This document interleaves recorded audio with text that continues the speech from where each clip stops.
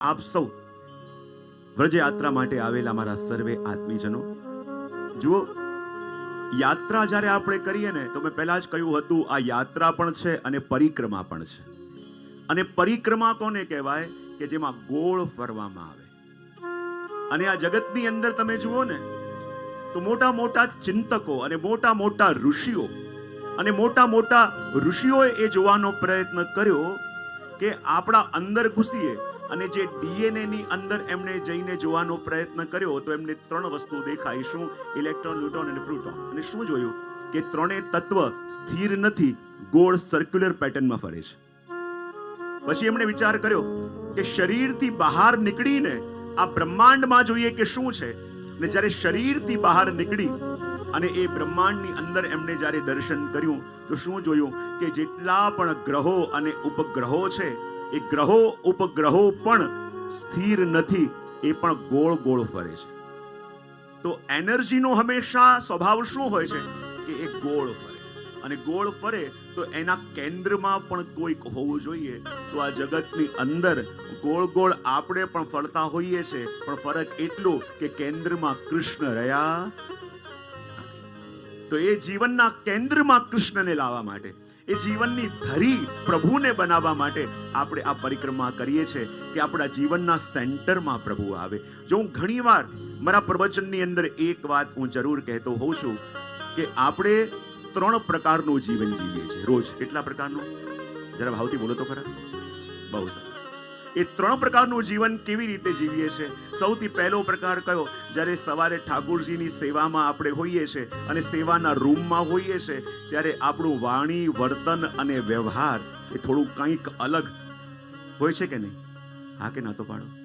અને સેવાના રૂમમાંથી નીકળી પાછા ઘરમાં આવીએ તો એમાં કેટલા % ફરક પડે છે?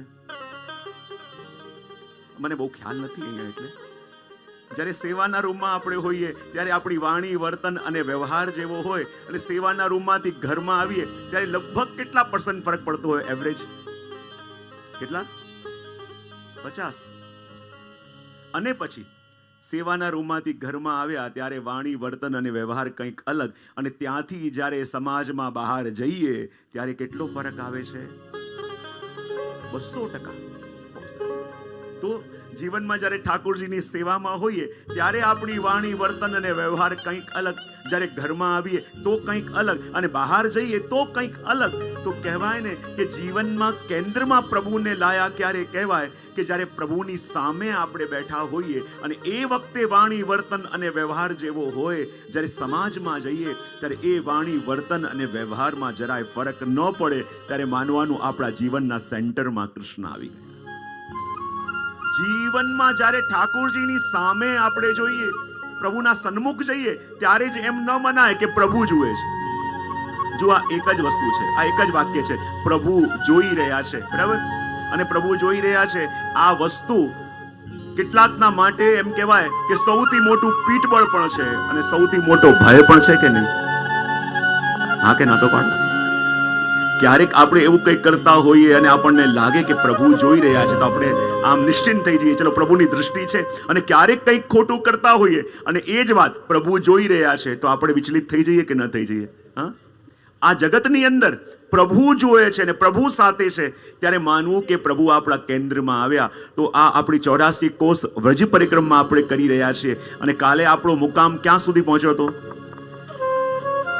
મેં કહ્યું ને, હું રોજ પૂછીશ જેથી ખબર પડે કે કેટલા બેઠા હતા અને કેટલા હાજર હતા. તો કાલે આપણી યાત્રા ક્યાં સુધી હતી? દાન ઘાટી. તો આ દાન ઘાટીથી લઈને આજે આપણી યાત્રા હવે આગળ પારાસોલી તરફ, જમનાવતા તરફ જવાની છે. અને બધા વૈષ્ણવ વહેલા સવારે ઉઠી ગયા છે. બધાએ ઝાંપીજી હાથમાં લઈ લીધા છે, લાકડીઓ હાથમાં લઈ લીધી છે. અને વચમાં સૂર્યનો ઉદય થયો. ક્યાંક સુંદર પક્ષીઓ બોલી રહ્યા છે, ક્યાંક સુંદર મયુર નૃત્ય કરી રહ્યા છે, ક્યાંક સુંદર ગાયો ચરાવવા માટે ગોપાળ જઈ રહ્યા છે. દૂર કોઈ વેણું સંભળાઈ રહી છે. બધા વૈષ્ણવ વહેલા ઉઠ્યા છે. જલ્દી ચાલવાનું છે અને ચાલતા જાય છે અને ભગવત નામ લેતા બોલતા જાય છે અને કહે છે, श्री कृष्ण शरणं मम, श्री कृष्ण शरणं मम, श्री कृष्ण शरणं मम, जय श्री कृष्ण शरणं मम. કેરી ડાળો બોલે શ્રી કૃષ્ણ શરણમ મમ યમુના કેરી પાડો બોલે શ્રી કૃષ્ણ શરણમ મમ શ્રી કૃષ્ણ શરણમ મમ જય શ્રી કૃષ્ણ શરણમ મમ શ્રી કૃષ્ણ શરણમ મમ જય શ્રી કૃષ્ણ શરણમ મમ વ્રજ 84 કોસ બોલે શ્રી કૃષ્ણ શરણમ મમ કુંડ કુંડની સીડીઓ બોલે શ્રી કૃષ્ણ શરણમ મમ કમલ કમલ પર મધુકર બોલે શ્રી કૃષ્ણ શરણમ મમ ડાળ ડાળ પર પક્ષી બોલે શ્રી કૃષ્ણ શરણમ મમ શ્રી કૃષ્ણ શરણમ મમ જય શ્રી કૃષ્ણ શરણમ મમ શ્રી કૃષ્ણ શરણમ મમ જય શ્રી કૃષ્ણ શરણમ મમ જય શ્રી કૃષ્ણ શરણમ મમ જય શ્રી કૃષ્ણ શરણમ મમ જય શ્રી કૃષ્ણ શરણમ મમ જય શ્રી કૃષ્ણ શરણમ મમ આપણી યાત્રા જમનાવતા ગામમાં આવી છે. ક્યાં આવી છે? અને આ જમનાવતા કોનું ગામ? કોને યાદ છે? કુંભનદાસજી. જમનાવતા કોનું ગામ છે? કુંભનદાસજી. અને કહેવાય ને આ એ જ સ્થાન છે કે જ્યાં કુંભનદાસજીએ આવાસ કર્યો. અને આ જમનાવતા એ સ્થાન પણ છે કે જ્યાં એમને મળવા માટે રાજા માનસિંહ આવ્યા હતા. જ્યારે કહેવાય ને કે કુંભનદાસજી સુંદર કીર્તન શ્રીનાથજી સમક્ષ કરતા હતા અને રાજા માનસિંગે આ કીર્તન સાંભળ્યું અને એને મનમાં ઈચ્છા થઈ કે મારે જઈને કુંભનદાસજીને મળવું છે. શું એ મળવા આવી શકશે? ત્યારે લોકોએ ચેતવતા કહ્યું કે એમને મળવાની ઈચ્છા એકવાર દેશાધિપતિ અકબર બાદશાહે પણ કરી હતી, પણ એમની શું દશા થઈ હતી એ આપને ખબર છે? બોલે ખબર તો નથી. બોલે એમણે પણ બોલાવ્યા હતા બાદશાહે કે કુંભનદાસજીને અહીંયા બોલાવો. અને કુંભનદાસજી વગર ઈચ્છાએ જ્યારે દેશાધિપતિને મળવા માટે એમના દરબારમાં ગયા અને કુંભનદાસજીને જોઈને અકબર બાદશાહે કહ્યું કે મેં સાંભળ્યું છે કે આપ બહુ સુંદર કીર્તન કરો છો, તો મને પણ કંઈ સંભળાવો. અને વિચાર કરવા લાગ્યા કુંભનદાસજી કે એક તો મારી શ્રીનાથજીની સેવા છૂટી, મારા કીર્તનની સેવા છૂટી અને મને કહે છે કે કંઈક સંભળાવ, એ બી આની આગળ ગાઓ. પણ આમણે મને બોલાયા છે તો એવું કંઈક ગાવું કે બીજી વાર બોલાવે નહીં. અને ત્યારે કુંભનદાસજીએ ગાયું કે ભક્તન કો કહા सीकरी काम आवत जात पनैया टूटी और बिसर गयो हरि नाम. અને બાદશાહની તરફ દ્રષ્ટિ કરીને કહ્યું ઓર જાકો મુખ દેખત. અને પછી તાન લેવા લાગ્યા. એટલે રાજાને લાગ્યું ખબર નહીં શું બોલશે, કે મુખ જોઈને ધન્ય થઈ ગયા કે મુખ જોઈને કૃત્ય થઈ ગયા. અને પાછો હાથ કરીને કહે કે જાકો મુખ દેખત. અને ફરી આલાપ લેવા લાગ્યા. બધાને લાગ્યું કે ખબર નહીં શું બોલશે. અને ત્યાં કહ્યું જાકો મુખ દેખત દુઃખ ઉપજત તાકો કરનો પડ્યો પ્રણામ. કે જેને જોઈને દુઃખ થાય એને પ્રણામ કરવું પડ્યું. અને બાદશાહની તો એવી દશા કે કાપો તો લોહી ન નીકળે. પણ જાણ્યું કે આ તો પ્રભુના ભક્ત છે અને એમને મારી સાથે શું લેવા દેવા. અને એટલા માટે કહ્યું કે આપ અહીંયા આવ્યા અને આવીને મારી સામે સન્મુખ થયા તો બીજું તો કાંઈ નહીં, પણ મારી એવી ઈચ્છા છે કે આપના માટે હું કંઈક પ્રસ્તુત કરું, આપને કંઈક ભેટ આપું. ત્યારે કુંભનદાસજી કહ્યું મોકો મળ્યો છે, હું જે માંગુ તે આપતા હોય તો હું માંગુ. બાદશાહ કે ચલો કંઈક લેવા તો તૈયાર થયા. અરે આપ જે કહો તે આપું. ત્યારે કુંભનદાસજીએ કહ્યું કે બીજું કાંઈ નહીં, એક વસ્તુ આપ કે આજ પછી તારું મોઢું બતાવો તો ને. અને બાદશાહના મુખ પર જે આ રીતે કહી શકે કેવી અવસ્થા એમની હશે. અને જ્યારે માનસિંગે આ પ્રસંગ સાંભળ્યો વિચાર કરવા લાગ્યો કે ના એમને બોલાવાય નહીં, પોતે મળવા જવાય. અને જે વખતે માનસિંગે કહ્યું કે હવે તો પોતે મળવા જવું પડશે. અને એ વખતે કુંભનદાસજી વિરાજેલા હતા અને ત્યાં જ શ્રીનાથજી બાવા રમતા રમતા આવ્યા અને આવીને કુંભનદાસજીના ખોળામાં બેસી ગયા અને કહેવા લાગ્યા અરે કુંભના મેં તો એક બાત કહેવા આવ્યો, હું તારાથી એક વાત કહેવા આવ્યો છું. કુંભનદાસજી કે હા કૃપાનાથ કહો. અને ત્યાં જ ખબર આવી રાજા માનસિંહ આવી રહ્યા છે. અને શ્રીનાથજી કૂદકો મારીને ભાગ્યા અને જઈને સામેના ઝાડની પાછળ સંતાયા. અને જ્યાં રાજા માનસિંહ આવ્યા અને કુંભનદાસજી તો પેલા ઝાડને જોઈ રહ્યા છે કે જ્યાં મારા શ્રીજી સંતાયા છે. અને સામે આવીને રાજા માનસિંહ ઊભા છે અને બધા કહે અરે માનસિંહ આવ્યા છે, જરા જુઓ તો ખરા. બોલે જેને જોવાતા એ તો ભાગી ગયા. અને વૃક્ષ ઉપર દ્રષ્ટિ છે અને ત્યાં બધા એમની ભત્રીજીને કહ્યું કે જો રાજા માનસિંહ આવ્યા છે, કુમનદાસજીને કહો તો ખરા કે અહીંયા આવે. અને રાજા માનસિંહને જોયા અને કહ્યું, ભત્રીજીએ, અરે કાકા જો માનસિંહ આવ્યા છે. બોલે ઠીક છે, એવું કર, મારું તિલક લઈને આવો તો હું તિલક કરી લઉં અને તિલકી કરી લઉં. અને વિચાર કર્યો, તિલક મંગાયો તો કડિયામાં જલ ભરીને ભત્રીજી લાવી અને એમાં જોઈને તિલક કુંભનદાસજીએ કર્યું. અને રાજાને લાગ્યું, જો તો ખરા આટલી નાની કુટિયામાં રહી રહ્યા છે અને તિલક કરવા માટે દર્પણ પણ નથી, તો બીજું તો આમને હું શું ભેટ આપી શકું. બોલે મારી પાસે એક સુંદર રત્નજડિત આરસી છે, કમથી કમ એમ કહીશ કે તિલક કરવા માટે આ લો તો કદાચ ના નહીં પડે. અને એમ વિચાર કરી રત્નજડિત આરસી માનસિંહે મંગાવી અને કુંભનદાસજીને આપતા કહ્યું કે જુઓ, બીજું કાંઈ નહીં, આ તો પ્રભુની સેવા માટે છે કે તમે જ્યારે તિલક કરો તો આ રત્નજડિત આરસીમાં જોઈને તિલક કરી શકો, એટલા માટે આરસી આપું છું. ત્યારે કુંભનદાસજી કહું, જો મારી ઝૂંપડી જોઈ? બોલે આ જોઈ. એમાં દરવાજા છે? બોલે દરવાજા તો નથી. બોલે દરવાજા વિનાની મારી ઝૂંપડીમાં આ હું સોનાની આરસી મૂકું તો આ આરસી ચોરવા માટે કોઈ મારા પ્રાણ લેશે, તો મારે આ આરસીની જરૂર નથી. ત્યારે માનસિંહ કહે કે કંઈક તો મારે કરવું પડશે. એવું બતાવો, તમારા મોદી કોણ છે, તમારા કરિયાણાવાળા કોણ છે કે જ્યાં કરિયાણા તમે લેતા હો તો ત્યાં હું કહી દઉં તો તમને એની વ્યવસ્થા થઈ જાય. બોલે અમારા મોદી જેવા જ. બોલે કોણ છે? બોલે આંગણામાં જે આ વૃક્ષ ઉગ્યા છે ને, એક બોરનું છે અને એક કેળનું છે. જ્યારે મોસમ આવે ત્યારે બોર બને, એના બોર આપી દે અને કેળ આપી દે, એનાથી મારું નિર્વાહ ચાલે છે. અને મારું નિર્વાહ જ્યારે શ્રીજી ચલાવે છે તો પછી માને તારા સાહિત્યની શું જરૂર? અને રાજા માનસિંહને પણ કહી દીધું કે આજ પછી મને ચહેરો બતાવતા નહીં. તો એવી ખુમારી જેની અંદર એવા કુંભનદાસજીનું આ સ્થાન જમનાવતા. અને જ્યારે શ્રીનાથજીનું મંદિર પ્રગટ્યું અને શ્રીનાથજી પધાર્યા, પ્રગટ્યા, અને કહેવાય સૌથી પહેલા જે શ્રીનાથજીના સન્મુખ થયા હોય ને તો એ કુંભનદાસજી. અને પુષ્ટિ માળનું સૌથી પહેલું કીર્તન શ્રીનાથજીની સન્મુખ અષ્ટછાપનું કોઈ ગાયું હોય તો પણ કુંભનદાસજી. અને એવા કુંભનદાસજીનું આ સ્થાન જમનાવતા. અને કહેવાય આ જમનાવતામાં ભાનુ નામના ગોપને ત્યાં શ્રી યમુનાજી પણ ચૈત્ર સુદ છઠના દિવસે પ્રગટ્યા હતા, માટે યમુનાજીનો ઉત્સવ એ દિવસે મનાવવામાં આવે છે. તો અહીંયા જમનાવતામાં થી આપણે યાત્રા આગળ ચંદ્ર સરોવર તરફ જઈ રહી છે અને બધા ભાવથી અને પ્રેમથી ગાઈ રહ્યા છે અને કહી રહ્યા છે. શું કહી રહ્યા છે? શ્રી કૃષ્ણ શરણમ મમ, જય શ્રી કૃષ્ણ શરણમ મમ, શ્રી કૃષ્ણ શરણમ મમ, જય શ્રી કૃષ્ણ શરણમ મમ, શ્રી કૃષ્ણ શરણમ મમ, જય શ્રી કૃષ્ણ શરણમ મમ, શ્રી કૃષ્ણ શરણમ મમ, જય શ્રી કૃષ્ણ શરણમ મમ. રાસ રમંતી ગોપી બોલે, ધેનુ ચરાતા ગોપો બોલે,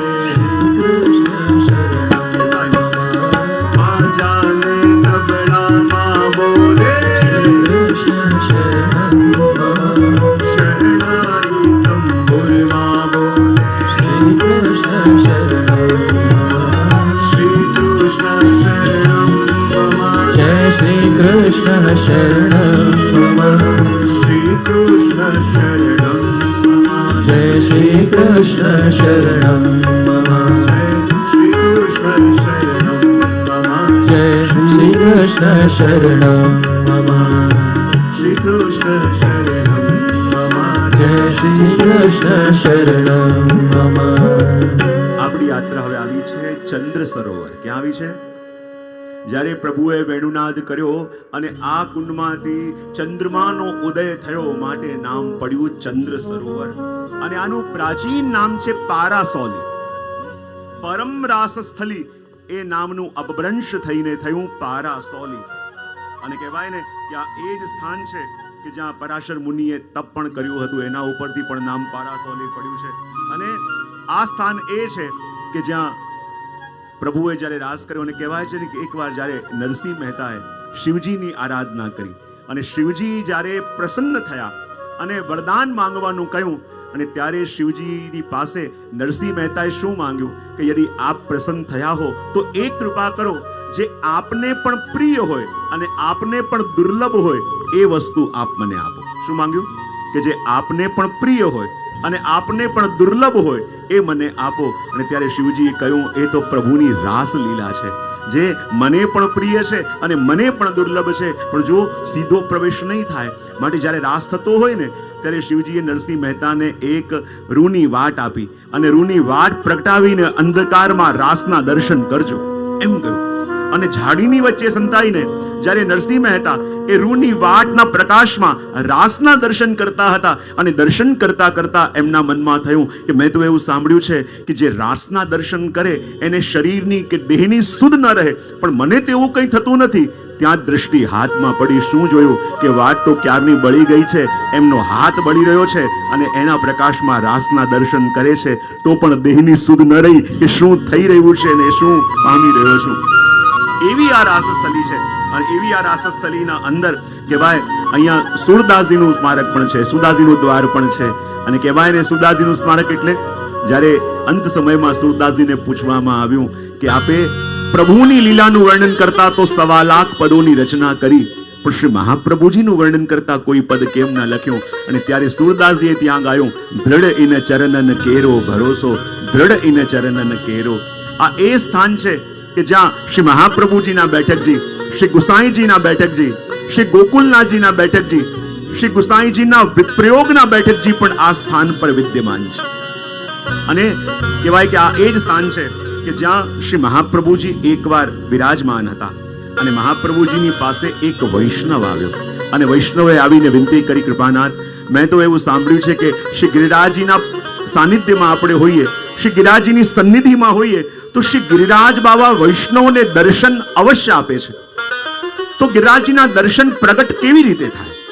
ત્યારે મહાપ્રભુજીએ કહ્યું કે યદિ રોકાયા વિના શ્રી ગિરિરાજની લગાતાર 3 પરિક્રમા કરો તો તમને ગિરિરાજના દર્શન જરૂર થશે. અને મહાપ્રભુજીની આજ્ઞાનું પાલન કરી એ વૈષ્ણવ રોકાયા વિના ગિરિરાજની 3 પરિક્રમા કરીને જ્યારે પાછા આવ્યા શ્રી મહાપ્રભુજી પાસે અને આવીને કહ્યું કે આપે તો આજ્ઞા કરી હતી કે રોકાયા વિના 3 પરિક્રમા કરું તો પરિક્રમા કરીને પ્રભુના દર્શન, ગિરિરાજના દર્શન થશે, પણ મને તો એવું કંઈ લાગ્યું નહીં, તો હું કેવી રીતે માનું કે મને દર્શન થયા? ત્યારે શ્રી મહાપ્રભુજી એમને પૂછ્યું કે જ્યારે તમે પરિક્રમા કરીને આવતા હતા તો તમને કંઈક અલગ કંઈક એવું દેખાયું? ત્યારે કહ્યા, ગિરિરાજના દર્શન તો ન થયા, પણ જ્યારે પરિક્રમા કરીને આવતા હતા તો માર્ગમાં એક સફેદ સર્પ દેખાય, એક ગાય દેખાય જે દોડીને આમ મારી પાસેથી નીકળીને ગઈ.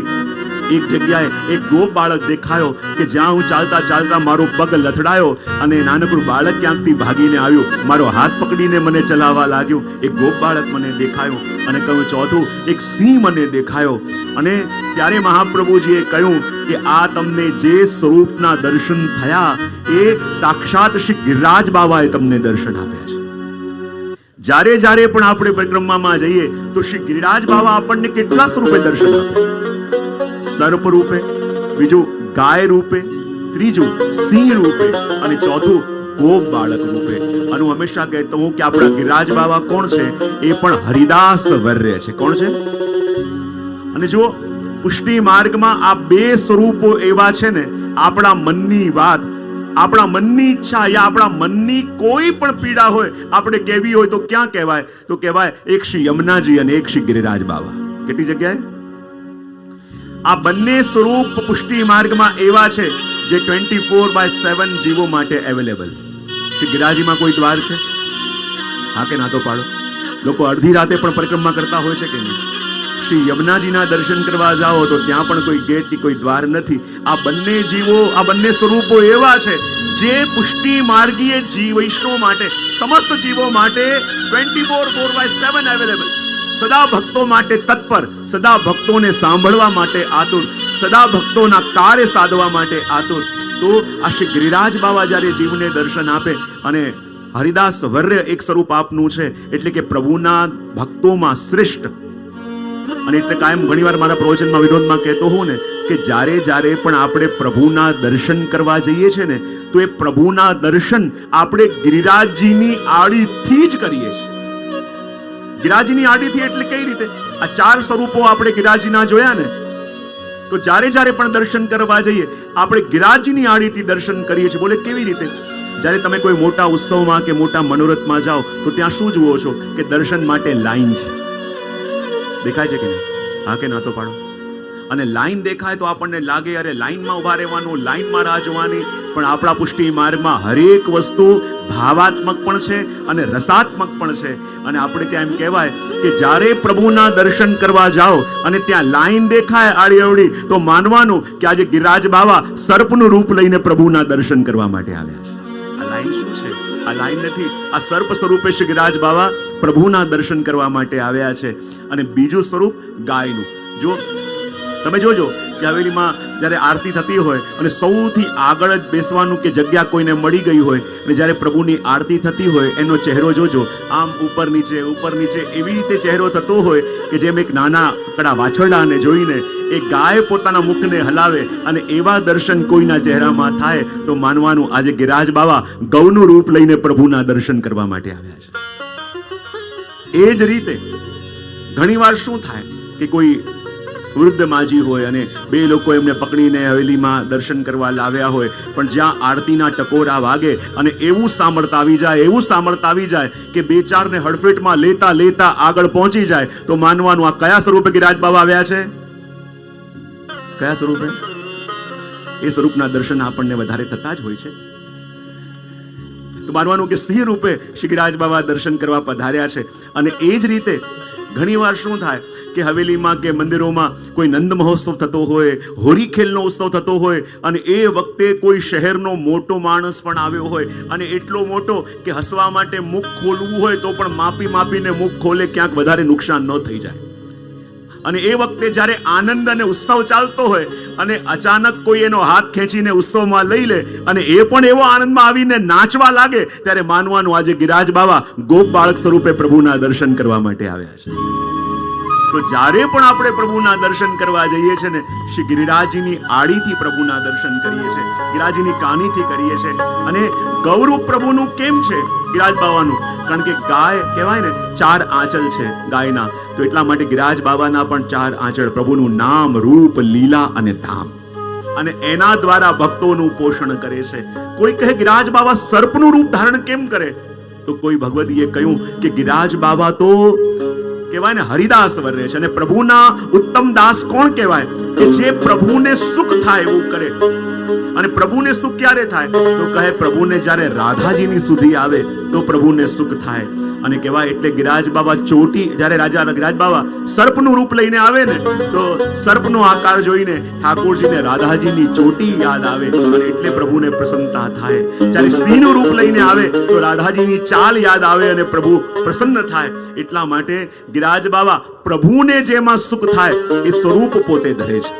જો ગિરિરાજ બાબાના 2 સ્વરૂપ, એક તો આપણે જોયું હરિદાસ વર્ય, અને એક સ્વરૂપ ગિરિરાજ બાબાનું છે કે જ્યારે પ્રભુએ ગિરિરાજજીનું પૂજન કર્યું ને, ત્યારે પ્રભુએ સ્વયં કહ્યું શૈલોસ્મી, આ મારું જ સ્વરૂપ છે, મારામાં અને ગિરિરાજ બાબામાં કોઈ ભેદ નથી, આ સાક્ષાત ગિરિરાજ બાબા એ હું છું.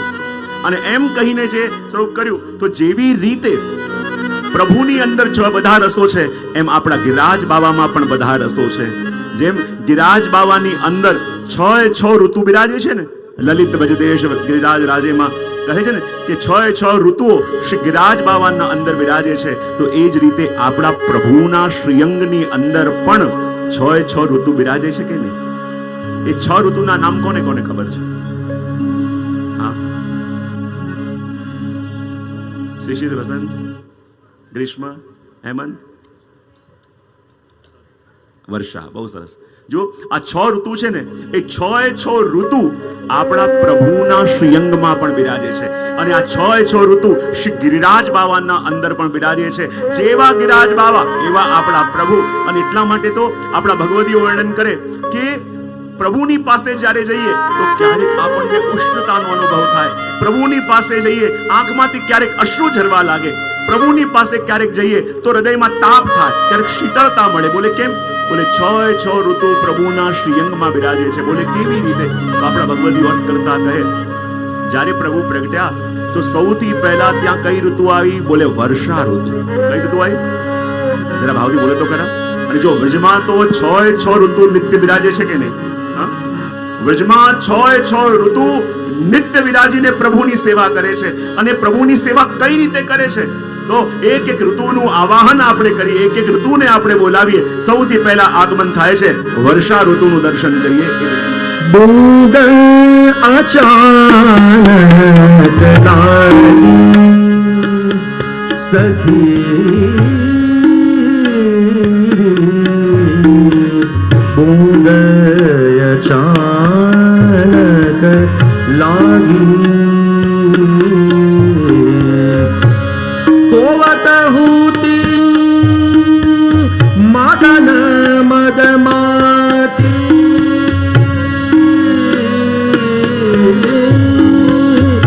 ઘન ગરજો તબ જાગી સખી, બુંદ અચાનક જ્યાં વર્ષા ઋતુ આવી, આકાશમાં નાદો મોર પપૈયા બોલવા લાગ્યા, કાળા કાળા વાદળો છવાવા લાગ્યા, વીજળીઓ ચમકવા લાગી. અને કહેવાય જ્યાં વાદળો ભેગા મળ્યા, વર્ષા ઋતુ આવી અને ત્યાં જ ઠાકોરજી ખેલતા ખેલતા નંદાલયમાં પધાર્યા. અને જ્યારે પ્રભુના શ્રીઅંગને જોયું અને શ્યામ વાદળ ચોંક્યો. વિચાર કરે, જુઓ તો ખરા, અમે પણ જલથી ભરેલા વાદળ, અને આ પ્રભુનું શ્રીઅંગ પણ એવું છે જાણે જલથી ભરેલું વાદળ હોય, અને અમે પણ ઘનશ્યામ, એ પણ ઘનશ્યામ. એ વાદળો વિચાર કર્યો, જરૂર વિધાતાએ જ્યારે આમને ઘડ્યા હશે અને એમને ઘડી પોતાના રંગમાં, પોતાના હાથોમાં શ્યામ રંગ લઈ જ્યારે એમના શ્રીઅંગને રંગ્યું હશે ને જે રંગ એના હાથમાં રહ્યું હશે, જરૂર એ હાથથી આપે સરોવરમાં હાથ ધોયા હશે અને એ જળથી અમારું નિર્માણ થયું, માટે અમે એટલા શ્યામ છીએ. જ્યાં સુધી વર્ષા ઋતુ રહી, ટગર ટગર પ્રભુના દર્શન કરતી રહી. પણ જ્યારે જવાનો સમય આવ્યો, વર્ષા ઋતુ કહે, આવા અદ્ભુત પ્રભુને છોડીને હું ક્યાં જાઉં? મારી તો ઈચ્છા છે કે સદા એ પ્રભુની પાસે જ રહું, પણ ક્યાં જઈને વાસ કરું, કેવી રીતે રહું? પણ જ્યારે જવાનો સમય આવ્યો, પ્રભુથી દૂર જવાની ઈચ્છા નથી, માટે એ વર્ષા ઋતુએ એના જેટલા પણ વાદળો છે એ દરેકની શામલતાને ભેગી કરી અને જ્યારે જવાનો સમય આવ્યો ત્યારે પ્રભુના શ્રીઅંગમાં જઈને સમાઈ ગઈ. તો પ્રભુના શ્રીઅંગમાં કોનો વાસ? વર્ષા ઋતુનો. અને એટલે તો પ્રભુ વરસવા વાળા છે. જ્યારે જ્યારે પણ સામે પાત્ર દેખાય, જ્યારે જ્યારે પણ સામે કોઈ પ્યાસો દેખાય, અને પ્રભુ વરસ્યા વિના રહી ન શકે, કારણ કે શ્રીઅંગમાં વર્ષા ઋતુ. અને જ્યારે વર્ષા ઋતુ હવે ગઈ અને ધીમે ધીમે સરોવરો નિર્મળ થવા લાગ્યા, સ્વચ્છ થવા લાગ્યા, સુંદર સરોવરમાં કમળ ખીલવા લાગ્યા, કારણ કે આગમન હવે થયું છે શરદ ઋતુનું. કઈ ઋતુનું? બધાઈએ શરદ ઋતુને. પૂરી પૂરી પૂરન માસે, પૂર્યો પૂર્યો હે શરદ કો ચંદા, પૂરી પૂરી પૂરન માસે. આગમન થયું, બધા નદી નાલા સરોવરો બધા સ્વચ્છ થવા લાગ્યા. જો શરદ ઋતુ જીવનમાં જ્યારે આવે ને તો સ્વચ્છ થવું ન પડે, એની ઉપસ્થિતિથી બધું સ્વચ્છ થવા લાગે. અને જ્યારે શરદ ઋતુ આવી, સુંદર નંદાલયની બહાર એક સરોવર અને એમાં એવા સુંદર કમળ ખીલ્યા, અને શરદ ઋતુ આવીને પેલા કમળ ઉપર વિરાજમાન થઈ અને પોતાની શોભાને જોવા લાગી. જો જેવી શોભા મારી છે એવી આ દુનિયામાં કોની હોઈ શકે? મારા એક એક કમળ કેવા અદ્ભુત છે, એમ પોતાના સૌંદર્ય ઉપર એક ગૌરવ કરતી હતી. ત્યાં જ ઠાકોરજી ખેલતા ખેલતા પધાર્યા અને જ્યાં પ્રભુના દર્શન કર્યા, શરદ ઋતુ ચોંકી ગઈ. અરે, મારી પાસે તો આટલા કમળ છે, પણ આ બાળક કોણ છે જેના નેત્રો પણ કમળ જેવા, જેનું મુખ પણ કમળ જેવું, જેનું હૃદય પણ કમળ, જેની નાભી પણ કમળ, જેના બંને હસ્ત પણ કમળ, જેના ચરણ પણ કમળ, અને એક એક કમલ આના શ્રીઅંગમાં એવું અદ્ભુત કે એની બરાબરી કોઈ કરી ન શકે. અને વિચાર કરે કે આના એક કમળની બરાબરી કરીને જોઉં, અને જે કમળ ઉપર શરદ ઋતુ વિરાજમાન હતી એને એક જ કમળની ઉપર બ્રહ્માંડના બધા જ કમળોનું સૌંદર્ય ભેગું કર્યું. અને બ્રહ્માંડના બધા જ કમળોનું સૌંદર્ય એક કમળ ઉપર ભેગું કર્યું, તો પણ એ પ્રભુના એક પણ કમળની બરાબરી કરી ન શક્યા. ત્યારે શરદ ઋતુને લાગ્યું કે આવું અદ્ભુત બાળક કોણ છે અને એને મૂકીને હું કેમ કરીને જાઉં? અને જ્યાં સુધી શરદ ઋતુ રહી, ટગર ટગર પ્રભુના દર્શન કરતી રહી. અને જ્યારે જવાનો સમય આવ્યો તો વિચાર કરે કે આ પ્રભુને છોડીને ક્યાં જવું, પણ જ્યારે જવાનો સમય આવ્યો તો આખા બ્રહ્માંડના બધા જ કમળોનું સૌંદર્ય ભેગું કર્યું અને જવાનો સમય આવ્યો ત્યારે પ્રભુના નેત્રોમાં જઈને સમાઈ ગયો. તો પ્રભુના શ્રીઅંગમાં વર્ષા ઋતુ અને પ્રભુના નેત્રમાં શરદ ઋતુ. અને એટલા માટે તો જ્યારે પ્રભુ દૃષ્ટિ કરે અને હૃદયના કમળ ખીલે, કારણ કે શરદ છે. અને જ્યારે એ શરદ ઋતુ પણ ગઈ અને ધીમે ધીમે વજમાં હવે શીત લહેરો ચાલવા લાગી, ધીમે ધીમે ઠંડી પડવા લાગી અને આગમન થયું હેમંત ઋતુ. कैसी आई हेमंत महाऋतु तापर घर घर दीसी कैसी आई हेमंत महाऋतु तापर घर घर दीसी. જેમ હેમંત ઋતુ આવી વજમાં શીતળતા વધવા લાગી અને શીતળતા વધવા લાગી તો હવે મૈયા પ્રભુને બહુ બહાર લાવતી નથી. બહુ થોડોક તડકો નીકળે તો પ્રભુને લઈને બહાર આવે અને હેમંત ઋતુને એટલો તાપ થાય કે પ્રભુ આપે અમને એટલા શીતળ કેમ બનાયા કે હું શીતળ છું એટલે મૈયા આપને લઈને બહાર આવતી નથી. અને જ્યારે રાત્રિના સમયમાં તો પ્રભુની એક પણ ઝલક ન મળે, કારણ કે રજાઈ ઓઢાવીને રાખે મૈયા અને રજાઈ ઓઢાવીને પોડાવે તો આખી રાત એ હેમંત ઋતુ એટલી તડપે અને આખી રાત પ્રભુના વિયોગમાં આંસુ સારે. અને જ્યારે આંસુ સારે તો જ્યારે વજમાં સવાર થતી તો બધે ઝાંખડના બિંદુઓ પ્રગટેલા હોય. તો કહે આ ઝાંખડના બિંદુઓ શું છે? આ ઝાંખડના બિંદુ બીજું કાંઈ નહીં, પ્રભુના દર્શન ન થવાને કારણે આખી રાત વહાયેલા આ હેમંત ઋતુના આંસુ છે કે જો પ્રભુ આપના દર્શન ન થયા અને જો રડી રડીને આપના વિયોગમાં શું દશા થઈ છે. અને જ્યાં સુધી એ ઋતુ પણ રહી પ્રભુના દર્શન કરતી રહી, પણ જ્યારે જવાનો સમય આવ્યો તો પોતાની બધી શીતળતા ભેગી કરી પ્રભુના દક્ષિણ ચરણારવિંદમાં સમાઈ ગઈ.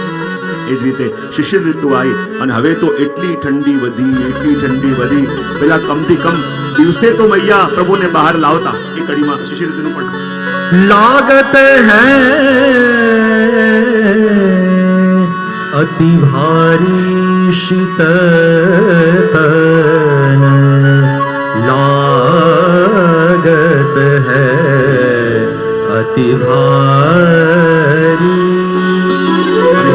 શિશિર ઋતુનું આગમન થયું અને એટલી ઠંડી પડવા લાગી. અને બધામાંથી ડિસેમ્બર એન્ડમાં જાન્યુઆરીની આસપાસ વજમાં કેટલા ગયા છે તો બધાને ખ્યાલ હશે શું દશા. અને એવી ઠંડી કે જાણે શરીર પણ ત્રીજી જાય એવી દશા. પહેલા તો દિવસે મૈયા થોડીક વાર પ્રભુને બહાર લાવતી, હવે તો દિવસે પણ નહીં અને દિવસે પણ ગદ્દલ ઓડાવી, બરગુલ ઓડાવી ને ટોપી ખાલી આટલી આંખો દેખાય એવી રીતે પ્રભુને રાખે અને શ્રીઅંગના દર્શન ન થાય. તો શિશિર ઋતુને તો એટલો તાપ થતો કે જ્યાં રાત્રિ પડે તો વજમાં કરા પડતા. કરા જાણો છો? કરા પડે બોલે કેમ? ત્યારે કહે કે આ કરા બીજું કાંઈ નહીં, પ્રભુના દર્શન ન થવાને કારણે થીજી ગયેલું આ શિશિર ઋતુનું હૃદય છે કે પ્રભુ જો આપના દર્શન ન થયા અને આપના વિયોગમાં હૃદય પણ જામી ગયું છે. અને જ્યારે આ શિશિર ઋતુને જવાનો સમય આવ્યો વિચાર કરે ક્યાં જાઉં તો જઈને પ્રભુના વામ ચરણારવિંદની અંદર સમાઈ ગઈ. તો પ્રભુના શ્રીઅંગમાં કઈ ઋતુ? વર્ષા. પ્રભુના નેત્રોમાં શરદ, પ્રભુના દક્ષિણ ચરણમાં હેમંત, પ્રભુના વામ ચરણમાં શિશિર. અને હવે જ્યાં શીતકાળ જવા લાગ્યો અને હવે આગમન થઈ રહ્યો છે ઋતુઓના રાજા વસંતનો. અને જ્યાં ઋતુઓના રાજા વસંતનું આગમન થઈ રહ્યું છે, જેટલા પણ વજની અંદર વૃક્ષો છે એમાં વસંતી પુષ્પો ખીલેલા છે, પીળા રંગના પુષ્પો ખીલ્યા છે. બધા વનવાસીઓ સુંદર પિત્ત વસ્ત્રમાં વિરાજમાન છે અને ઋતુરાજ વસંતનું આગમન થઈ રહ્યું છે. અને જ્યારે વસંતનું આગમન થાય તો સુંદર લહેરોની ઉપર સવાર થઈ એક હાથમાં સુંદર આમ્રમંજરી છે અને એક હાથમાં કોકિલા છે.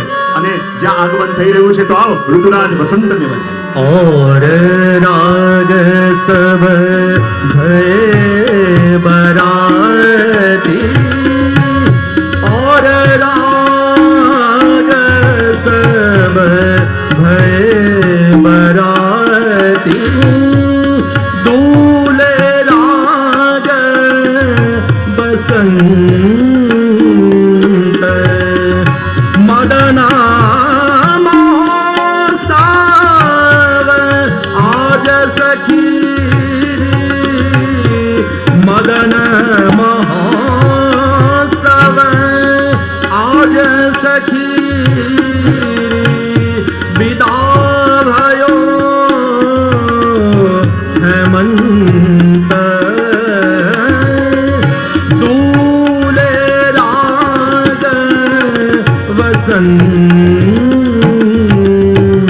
જ્યાં ઋતુરાજ વસંત મહારાજની સવારી આવી, હવાની લહેરો ઉપર સવાર થઈને એક હાથમાં આમ્રમંજરી, એક હાથમાં કોકિલા, અને કોયલને આદેશ કર્યો કે જાઓ જઈને વ્રજવાસીઓને સૂચના આપી દો કે ઋતુરાજ વસંતનું આગમન થઈ ચૂક્યું છે.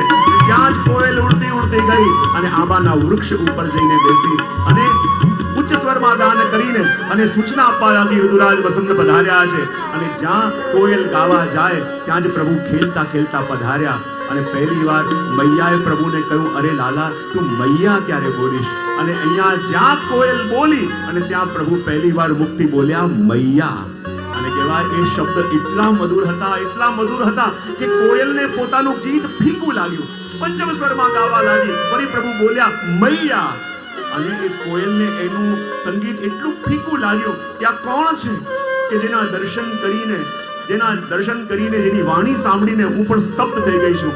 અને જ્યાં સુધી વસંત ઋતુ રહી પ્રભુના દર્શન કરતી રહી, પણ જ્યારે જવાનો સમય આવ્યો, બોલે આવા પ્રભુને છોડીને ક્યાં જવું, પણ જવું તો પડશે. વિચાર કરતી હતી ક્યાં જવું. અને ત્યાં જ પ્રભુ પધાર્યા અને કોઈએ કંઈક વાત પ્રભુને કહી અને પ્રભુ ખડખડાટ હસી પડ્યા. અને જ્યાં પ્રભુ હસ્યા તો વસંત ઋતુ જઈને પ્રભુના હાસ્યમાં સમાઈ ગઈ. પ્રભુના હાસ્યમાં કઈ રીતું? વસંત. કારણ કે પ્રભુ હસે તો હૃદયની કળીઓ ખીલે. કારણ કે પ્રભુના હાસ્ય દ્વારા જ આપણા હૃદયની કળીઓ ખીલે. માટે તો વસંત ઋતુ ત્યાં છે. અને વસંત ઋતુ ગઈ અને આગમન થયું ગ્રીષ્મ ઋતુનું. આખા વજની અંદર એટલો તડકો, બધી નદી નાલા સૂકવા લાગ્યા અને ત્યાં આગમન થયું ગ્રીષ્મ ઋતુ. ऐसी धूपन में पिया जाने न दूंगी, ऐसी धूपन में पिया जाने न दूंगी, बिनती करत कर जोर पिया के, हाथ तेरे पैया परूंगी, ऐसी धूपन में पिया जाने न दूंगी.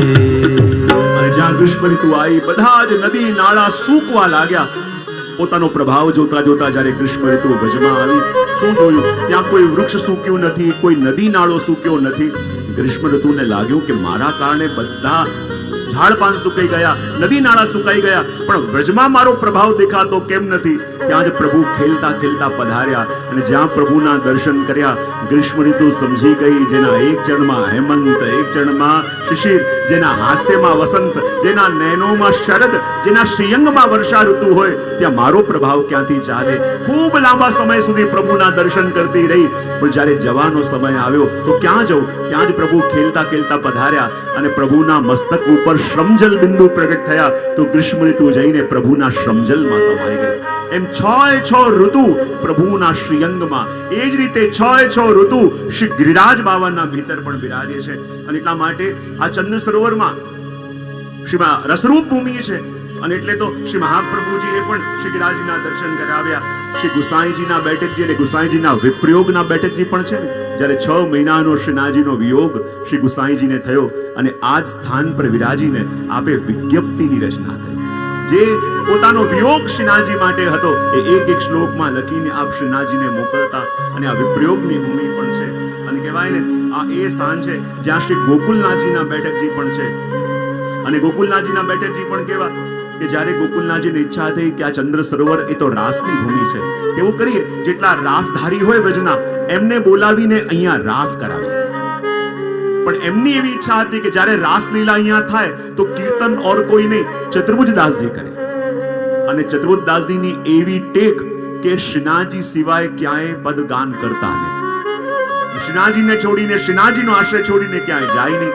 તો જ્યારે ગોકુલનાથજી આજ્ઞા કરી કે ચંદ્ર સરોવરમાં આજે વ્રજના રાસધારીઓ આવીને રાસ કરશે અને મારી એવી ઈચ્છા છે કે રાસના કીર્તન તમે ગાઓ, ત્યારે ચતુર્દાસજીએ કહ્યું કૃપાનાથ મારી તો એ ટેક હતી, મારી તો એ ટેક છે કે હું ગાઉં તો શ્રીજી પાસે ગાઉં. ત્યારે ગોકુલનાથજી કહે મારે એ જ બતાવવું છે કે જ્યારે ભક્ત ટેક કરે કે મારે પ્રભુ સિવાય, મારે શ્રીજી સિવાય ક્યાંય ગાવું નથી, તો જુઓ જેવી ટેક ભક્ત કરે એવી ટેક આપણા પ્રભુ પણ કરે.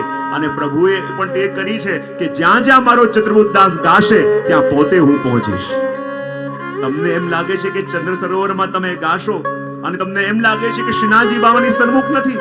અરે ભક્ત જ્યારે ટેક કરે તો અમારા પ્રભુ પણ ટેક કરે. અને તમે આ જે પદ ગાશો નિશ્ચિત માનજો કે શ્રીનાથજી બાવા પણ અહીંયા પધારશે. અને રાત્રિના સમયમાં જ્યારે અહીંયા રાજધારીઓ રાજ કરતા હતા અને ચતુર્દાસજીએ પદગાન પ્રારંભ કર્યું અને શ્રીનાથજી તો પહોંચી ગયા હતા અને શ્રીનાથજી જાગ્યા, વ્યાકુલ થયા અને જલ્દી જલ્દી ગિરધરજીને જગાવ્યા અને કહું જલ્દી જલ્દી મને અહીંયાથી લઈને ચંદ્ર સરોવર લઈને જાઓ. બોલે કેમ? બોલે મારો ચતુર્ભુજદાસ પદ ગાઈ રહ્યો છે અને મારો તાપ એને થઈ રહ્યો છે અને હું સહન નહીં કરી શકું. અને એ વખતે શ્રી ગિરધરજીને લઈને શ્રીનાથજી બાવા ચંદ્ર સરોવર પધાર્યા. ઓર કોઈને દર્શન ન થયા પણ ગિરધરજી અને ચતુર્ભુજદાસજીએ અહીંયા દર્શન કર્યા. અને ગોકુલનાથજીએ કહ્યું જો ચતુર્ભુજદાસ, જ્યારે ભક્ત ટેક કરે છે ને કે હું એક આશ્રય રાખું છું તો ભગવાન પણ એના આશ્રયને વિચલિત થવા દેતા નથી. તમારી ટેક હતી કે શ્રીજી સન્મુખ ગાશો તો જો તમે જ્યાં ગાઓ ત્યાં શ્રીનાથજી બાવા સ્વયં પધારે છે. એ અનુભૂતિ પણ ત્યાં શ્રી ગોકુલનાથજીએ એ ચતુર્દાસજીને કરાવી. અને જુઓ આ રાસની ભૂમિ પણ દિવ્ય છે. મને ખ્યાલ છે બહુ વર્ષો પહેલા એક વૈષ્ણવ હતા મારા નોર્થ સાઈડના અને એ વજમાં જવાના હતા. તો મને કીધું એમણે કે જે મારે વજમાં જવું છે પણ એવું કંઈક કરો કે ખાલી હાથે પાછો ના આવો. અને એ જાણકાર વૈષ્ણવ હતા અને હું સમજી પણ ગયો ખાલી હાથે પાછા ન આવો એટલે શું પામીને આવતા. ખાલી હાથે તો આપણે પણ વજમાંથી પાછા નથી આવતા. પેડાના ડબ્બા લઈને આવ્યા હોઈએ ને બધું ખરીદી કરીને લાવ્યા હોઈએ, પણ આમનું ખાલી હાથે આવું કંઈક ઓર હતું. એમણે કહ્યું કે વજમાં જવું છું તો કંઈક પામવા જેવું હોય પામીને આવું. અને ત્યારે મારું ક્યાંક પ્રવચન વલ્ભાખ્યાન ઉપર ચાલતું હતું અને વલ્ભાખ્યાન ઉપર ચાલતું હતું તો વલ્ભાખ્યાનની એક પંક્તિ મેં એમને આપી કે નિત્ય લીલા નિત્ય નવતમ શ્રુતિ ન પામે પાર. મેં કહું જો અહીંયા આ શ્રી ગોસાઈજીની વાણી છે ને કહે છે કે નિત્ય લીલા એટલે કે પ્રભુની લીલા નિત્ય છે. અને જો નિત્ય છે તો આજે પણ છે અને આજે ન હોય તો નિત્ય કેમ કહેવાય? અને આજે છે તો અત્યારે પણ છે અને અત્યારે ન હોય તો નિત્ય કેમ કહેવાય? જે પણ સ્થાનમાં જાઓ ને જોવાનું અહીંની લીલા પ્રભુની કઈ છે અને ત્યાં જઈને જોવાનું કે જો પ્રભુની લીલા આ સ્થાન પર આ કરી છે તો પ્રભુની લીલા નિત્ય છે. પણ નિત્ય કેવી? નિત્ય નવતમ. પ્રભુ એક જ જગ્યાએ નિત્ય નવીન લીલા કરે અને નિત્ય નવીન લીલા કરે તો આજે પ્રભુ અહીંયા કઈ લીલા કરશે એમ ચિંતન કરજો. અને જો પ્રભુની કૃપા હશે તો પ્રભુ કઈ જતાવશે. અને એ પણ જરા રસિક જીવ હતા એટલે વજમાં બીજી કોઈ જગ્યા પસંદ ન કરી પહોંચ્યા સીધા ચંદ્ર સરોવર. ચંદ્ર સરોવર ગયા અને રાસ ચોતરાની તમે ચંદ્ર સરોવરના બેઠક ગયા છો ને, રાસ ચોતરો છે મધ્યમાં અને ચોતરાની પાસે કોઈ વૃક્ષમાં જઈને નીચે બેસી ગયા અને બોલ્યા કરે કે નિત્ય લીલા નિત્ય નવતમ શ્રુતિ ન પામે પાર. કે પ્રભુની લીલા નિત્ય છે અને નિત્ય છે તો આજે પણ છે અને આજે પણ છે તો હમણાં પણ છે. અને હમણાં જો આ લીલા છે તો હમણાં પ્રભુ અહીંયા કઈ લીલા કરતા હશે? ભલે આ ચોતરો રાસ ચોતરો છે પણ પ્રભુની નિત્ય નવીન લીલા છે. તો આજે પ્રભુ કઈ લીલા કરતા હશે એનું સ્મરણ કરતા કરતા એમને ત્યાં એકદમ ઝબકી આવી ગઈ. અને ઝબકી આવી ગઈ અને એમને જોયું કે એક તરફથી ઠાકોરજી એમના સખાઓ સાથે અહીંયા પધાર્યા અને એક તરફથી સ્વામીજી એમના સખીઓ સાથે અહીંયા પધાર્યા. અને પ્રભુ કહે ચલો રાસ પ્રારંભ કરીએ. અને એ વૈષ્ણવ બોલતા ગયા કે ભલે આ રાસની ભૂમિ છે પણ પ્રભુની લીલા નિત્ય છે અને નિત્ય નવતમ નિત્ય નવીન લીલા કરે છે. તો આજે પ્રભુ કઈ નવીન લીલા કરશે? આજે પ્રભુ કઈ નવીન લીલા કરશે? અને જ્યાં પ્રભુએ આવીને કહ્યું કે ચલો રાસ પ્રારંભ કરીએ પણ પેલા વૈષ્ણવ બોલતા હતા કે નહીં કંઈક નવીન લીલા કંઈક નવીન લીલા. અને સ્વામીજી આવીને કહ્યું પ્રભુ આપણે આ સ્થાન પર રાસ તો રોજ કરીએ છીએ પણ મારી એવી ઈચ્છા છે કે આજે રાસ નહીં આજે આપણે છુપ્પા છુપ્પી રમીએ. પ્રભુ કહે છુપ્પા છુપ્પી રમવી હોય તો પછી ક્યાંક જ્યાં ઝાડ હોય જ્યાં સંતાવાની જગ્યા હોય ત્યાં રમાય. આ ચોતરા ઉપર સંતાવાનું કેવી રીતે?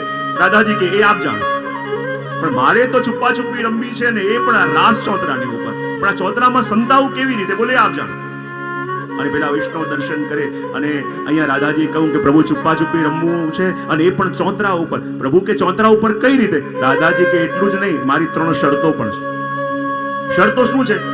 પહેલી શરત રાધાજી કહું કે સંતાવા માટે આ ચોતરાથી બહાર નહીં જવાનું. તો ચોતરામાં સંતાવું ક્યાં? ચોતરા ઉપર. બીજી શરત એ કે એકે સંતાવાની યુક્તિ કરી એ બીજાએ નહીં કરવાની. અને ત્રીજી શરત એ કે પહેલી વારમાં ઓળખી લેવાનું કે આ છે. હવે તકલીફ એ થઈ કે ચોતરા ઉપર સંતાવું કેવી રીતે? ત્યારે દાદાજી કહો એ આપ જાણો. હવે પ્રભુ પ્રારંભ કરીએ તો પહેલા પ્રભુ આપ સંતાવ. હવે પ્રભુને સંતાવાનો વારો હતો તો સખાઓ કહે અરે કનૈયા આ ચોતરા ઉપર સંતાવું ક્યાં? કે જ્યાં ઝાડ પાન હોય તો પાછળ સંતાઈએ. આ તો ચોતરો છે. ચોતરાની ઉપર સંતાનું કેવી રીતે? પ્રભુ કહ્યું એક યુક્તિ છે. રાધાજી અને સખીઓને કહ્યું કે આ બધા 1 મિનિટ માટે આંખો બંધ કરો અને પછી ખોલો, અમે સંતાઈશું. રાધાજી કે ચોતરાની બહાર નથી જવાનું. બોલે ખ્યાલ છે. નેત્ર બંધ કરો અને ખોલો. અને જ્યાં રાધાજી અને સખીઓએ નેત્ર બંધ કર્યા અને જ્યાં નેત્ર ખોલ્યા તો પ્રભુએ શું લીલા કરી? પોતાના જેટલા સખાઓ હતા એ બધા સખાઓનું સ્વરૂપ બિલકુલ પોતાની જેવું કરી દીધું. એવા શ્યામ વર્ણ, એવો જ મોરપંખ મસ્તક પર, એવી જ હાથમાં વાંસળી. અને રાધાજી તો જોઈને દંગ થઈ ગયા.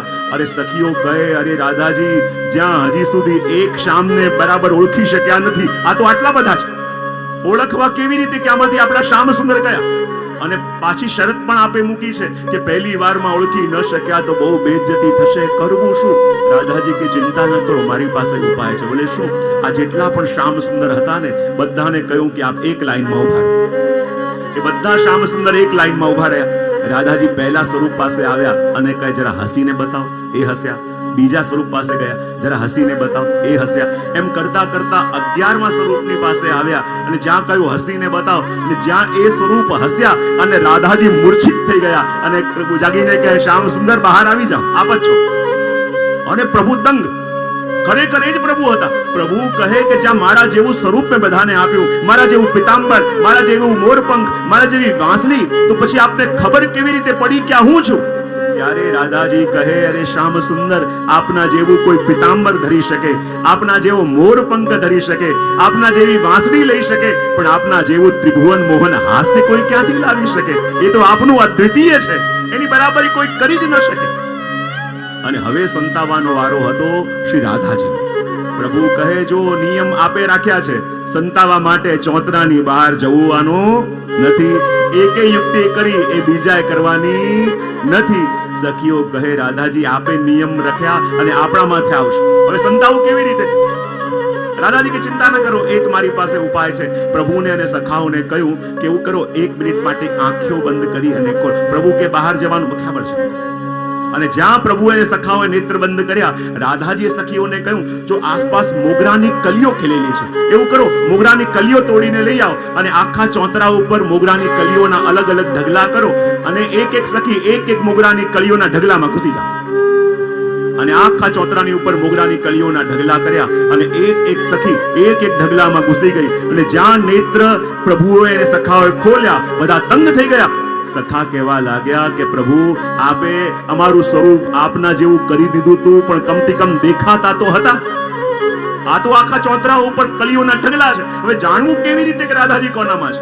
અને પહેલી વારમાં જાણી ન શક્યા તો બહુ બેઇજ્જતી થશે. પ્રભુ કે ચિંતા ન કરો, હું પ્રયત્ન કરું છું. પ્રભુ ચાલતા ચાલતા ચોતરામાં ફરે અને જે પણ ઢગલો આવે એને જુએ અને ચાલતા ચાલતા એક ઢગલા પાસે આવ્યા અને આવીને કહે, પ્યારીજુ બહાર આ જાઓ. અને ખરેખર એ ઢગલાની અંદર રાધાજી. હવે રાધાજી દંગ, બધી સખીઓ દંગ, બધા સખા દંગ કે કોઈ દેખાતું નતું, તો પણ આપને ખબર કેવી રીતે પડી કે આ જ ઢગલાની અંદર રાધાજી છે? રાધાજી પણ ચકિત થઈ ગયા કે પ્રભુ, હું દેખાતી નથી તો આપને ખબર કેવી રીતે પડી કે હું આ ઢગલામાં હોઈ શકું? પ્રભુ કહે, જ્યારે હું ચોતરા ઉપર ફરતો હતો ને શું જોયું કે આખા રાસ ચોતરા ઉપર મોગરાની કલીઓના ઢગલા છે, પણ જ્યારે એક ઢગલા પાસે આવ્યો તો શું જોયું કે ત્યાં કોઈ પણ કલી નથી રહી, બધી કલી ખીલીને ફૂલ બની ચૂકી છે. એટલે મને લાગ્યું કે જરૂર રાધાજી આની અંદર જ હશે, કારણ કે રાધાજીનો સ્પર્શ થાય પછી કોઈ કલી ન રહે, એ તો ખીલીને ફૂલ બની જાય. અને ત્યારે ખબર પડી આ લીલાનો અનુભવ એ વૈષ્ણવોને અહીંયા ચંદ્ર સરોવરની અંદર થયો. તો આ ચંદ્ર સરોવરની દિવ્ય ભૂમિને આપણે વંદન કરીને, પ્રણામ કરીને આગળ આપણી યાત્રા આન્યોર તરફ લઈ જઈએ અને બધા ભાવથી અને પ્રેમથી ગાઈ રહ્યા છે અને કહી રહ્યા છે, શ્રી કૃષ્ણ શરણમ મમ, જય શ્રી કૃષ્ણ શરણમ મમ, શ્રી કૃષ્ણ શરણમ મમ, જય શ્રી કૃષ્ણ શરણમ મમ, શ્રી કૃષ્ણ શરણમ મમ, જય શ્રી કૃષ્ણ શરણમ મમ, શ્રી કૃષ્ણ શરણમ મમ, જય શ્રી કૃષ્ણ શરણમ મમ, શ્રી કૃષ્ણ શરણમ મમ, શ્રી કૃષ્ણ શરણમ મમ, સર્વ જગતમાં વ્યાપક બોલે, શ્રી કૃષ્ણ શરણમ મમ, વિરહી જનના હૈયા બોલે, કૃષ્ણ શરણમ મમ શ્રી કૃષ્ણ શરણમ મમ જય શ્રી કૃષ્ણ શરણમ મમ શ્રી કૃષ્ણ શરણમ મમ જય શ્રી કૃષ્ણ શરણમ મમ જય શ્રી કૃષ્ણ શરણમ મમ જય શ્રી કૃષ્ણ શરણમ મમ બેઠા બેઠા ગાઉં થઈ આપણી યાત્રા હવે આવી છે આન્યોરમાં. ક્યાં આવી છે?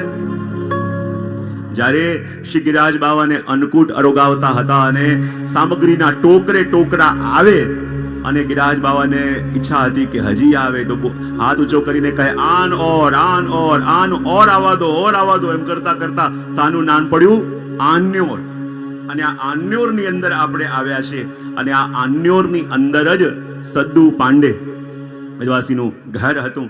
અને આપણે સૌ જાણીએ છીએ કે શ્રી ગિરિરાજજીની ઉપર પૂજા પ્રગટી ચૂકી છે શ્રીનાથજી બાવાની.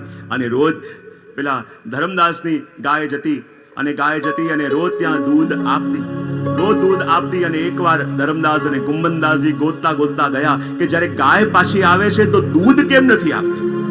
અને જ્યારે પીછો કર્યો શું જોયું કે ગિરિરાજજીના શિખર ઉપર જઈને ગાય ઊભી છે, એના આંચળમાંથી દુગ્ધની ધાર થઈ રહી છે. અને જ્યારે ગાયને હટાવવાનો પ્રયત્ન કર્યો તો એની આંખમાંથી અશ્રુધારા વહે છે. અને ત્યારે ખબર પડી ગઈ કે જરૂર અહીંયા કોઈ પ્રગટ્યું છે, અહીંયા કંઈક લાગે છે. અને અંદરથી અવાજ આવ્યો કે એવું કરો કે પહેલા તો સદ્દુ પાંડેની નંદવંશની ગાય આવીને મને દૂધ આપી જતી, પણ હવે એ દૂધ નથી આપતી અને તમારી પણ આ ગાય નંદવંશની છે, માટે એ ગાયને તમે સદ્દુ પાંડેને ત્યાં રાખી દો કે જેથી જમનાવતાથી આવતા એને વાર ન લાગે. અને જ્યારે રોજ સદ્દુ પાંડેની ગાય પણ જતી અને દૂધ ઓછું થયું અને જ્યાં તપાસ કરી ખબર પડી કે આ તો પર્વતના દેવ અહીંયા પ્રગટ્યા છે. અને એમની દીકરી નરો રોજ પોતે દૂધ લઈને પર્વતના દેવ માટે જતી. થોડા સમય વીત્યા હશે, બધા એમને કહે કે આપ ક્યારે પ્રગટશો? ત્યારે એ પર્વતના દેવ કહેતા મને પ્રગટાવવા વાળા હજી પ્રગટ્યા નથી. જે દિવસે એ પ્રગટશે ત્યારે તમને મારા દર્શન થશે. અને કહેવાય જે દિવસે ચંપારણમાં શ્રી મહાપ્રભુજી પ્રગટ્યા એ દિવસે અહીંયા શ્રીનાથજીના મુખારવિંદના દર્શન પહેલીવાર વ્રજભક્તોને થયા. કારણ કે મહાપ્રભુજી કોણ છે? બોલે ભક્તિ માર્ગાબ્જ માર્તંડ, ભક્તિ માર્ગના સૂર્ય. અને અમારા શ્રીનાથજી બાવાનું મુખ કમળ છે, તો જ્યારે સૂર્ય ઉગે ત્યારે કમળ ખીલી શકે. અને જ્યારે સમય વ્યતીત થયો, મહાપ્રભુજી પરિક્રમા કરતા હતા અને જ્યારે ઝારખંડમાં હતા ત્યારે શ્રીનાથજી આજ્ઞા કરી કે શ્રી વલ્લભ હું અહીંયા પ્રગટ્યો છું, આપ પધારો, મને પ્રગટાવો, મારું મંદિર સ્થાપિત કરો અને મારી સેવા પ્રકાર પ્રારંભ કરો. અને મહાપ્રભુજી પરિક્રમા અધૂરી રાખી અને આવ્યા સદ્દુ પાંડેના ઘરની બહાર. અને સદ્દુ પાંડેના ઘરની બહાર આપ બિરાજતા હતા અને ત્યાં જ સદ્દુ પાંડે જોયું કે કોઈ મહાપુરુષ લાગે છે. પૂછ્યું કૃપાનાથ આપને કંઈક ભોજનની વ્યવસ્થા કરીએ? તો એમના સેવકોએ કહ્યું કે અમારા ગુરુદેવ એમના શિષ્ય સિવાય કોઈનું ગ્રહણ નથી કરતા. કહે કૃપાનાથ આપનું આવવાનું પ્રયોજન શું છે? ત્યારે મહાપ્રભુજી કંઈ બોલ્યા નહીં. પણ જ્યારે મહાપ્રભુ સાથે વાર્તાલાપ ચાલતો હતો અને નરોને આજે દૂધ લઈ જવામાં વાર લાગી અને ત્યાં શ્રીનાથજી બાવાને ભૂખ લાગી અને શ્રીનાથજી બાવાએ આવાજ લગાવી, ઓ નરો મેરો દૂધ લેકે આ. અને જ્યારે એ અવાજને સાંભળ્યો શ્રી મહાપ્રભુજી કે આ એ જ અવાજ છે કે જેને ઝારખંડમાં મને આજ્ઞા કરી હતી કે મને પ્રગટાવો. અને ત્યાં જ નરો દૂધનું પાત્ર લઈને દોડતી ઉપર ગઈ, શ્રીનાથજીને દૂધ પીવડાવી અને પાછી જ્યારે નીચે આવી મહાપ્રભુજી કહ્યું આ પાત્રમાં કંઈક રહ્યું છે? બોલે કૃપાનાથ ભોજનની વ્યવસ્થા અમે કરી. બોલે હું કંઈ નહીં લઉં, આ પાત્રમાં કંઈ છે? કૃપાનાથ દૂધની થોડીક બૂંદ છે. બોલે એ મને આપો. અને જ્યારે એ દૂધની થોડીક અધરામૃત બૂંદો હતી શ્રી મસ્તક પર લગાવી આપે ગ્રહણ કર્યું. ત્યારે સદ્દુ પાંડેને લાગ્યું કે આપનું આવવાનું પ્રયોજન જરૂર કંઈક વિશિષ્ટ છે.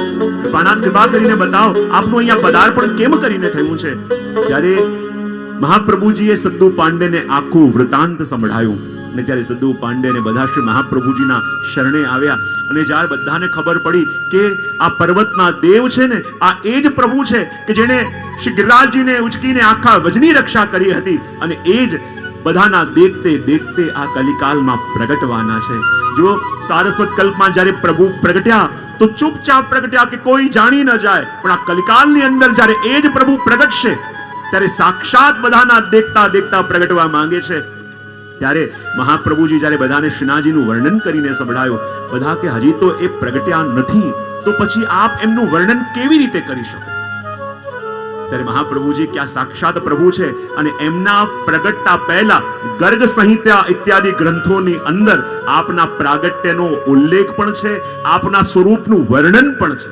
અને કાલે એ મારા પ્રભુ બધાના દેખતા દેખતા પ્રગટશે અને આખી રાત બધાને નિંદર ના આવી કે કાલે અમે એ લીલાના સાક્ષી બનવાના છીએ કે અમારા દેખતા દેખતા સાક્ષાત પ્રભુ પ્રગટશે અને આજ નેત્રો ધન્ય થશે પ્રભુના દર્શન કરીને. અને મહાપ્રભુજી બધાને કહ્યું કે જો કાલે આ સદ્દુ પાંડેનું ઘર છે, ત્યાંથી જ ઉપર પગદંડી છે અને ત્યાંથી આપણે ઉપર જઈશું અને બધાના દેખતા દેખતા મારા શ્રીનાથજી બાબા કાલે પ્રગટશે અને બધાને દર્શનનો લાભ મળશે. આખી રાત કોઈ સૂઈ ન શક્યા. સવારે સદ્દુ પાંડેના ઘરની બહાર બધા ભેગા મળ્યા અને કહું જુઓ, જ્યારે આપણે આ પગદંડી ઉપર ચડીને જઈએ, શ્રી ગિરિરાજ બાબા ઉપર થઈને આપણે જવું પડશે તો ત્યાં કોઈને પણ પગના સ્પર્શથી ગિરિરાજ બાબાને પરિશ્રમ ન પડે એ આપણે ધ્યાન રાખવું પડશે. પૂજ્ય પિતૃચરણનું પદાર્પણ થઈ રહ્યું છે. શ્રી વલ્લભ વિઠ્ઠલ ગિરધારી યમુનાજી કી બલિહારી. શ્રી વલ્લભ વિઠ્ઠલ ગિરધારી યમુનાજી કી બલિહારી. શ્રી વલ્લભ વિઠ્ઠલ ગિરધારી યમુનાજી શ્રી વલ્લભ વિઠ્ઠલ ગિરધારી યમુનાજી કી બલિહારી.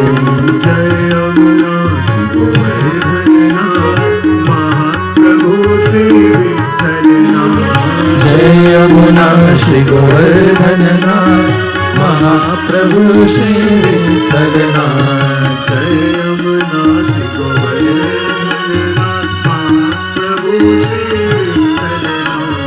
જય યમુના શ્રી ગોવર્ધનનાથ મહાપ્રભુ શ્રી વિઠ્ઠલનાથ. જય યમુના શ્રી ગોવર્ધનનાથ મહાપ્રભુ શ્રી વિઠ્ઠલનાથ.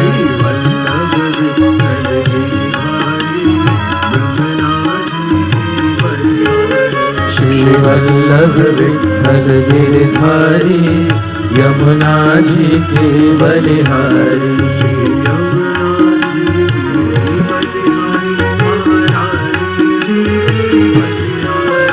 શ્રી યમુનાજી કી બલિહારી મહારાણી જી કી બલિહારી.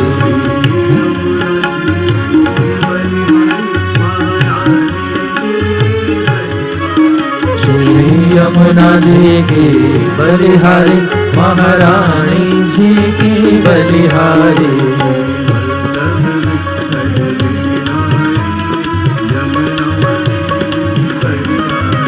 શ્રી વલ્લભ વિઠ્ઠલ ગિરધારી યમુનાજી કી બલિહારી. શ્રી યમુનાજી કી બલિહારી.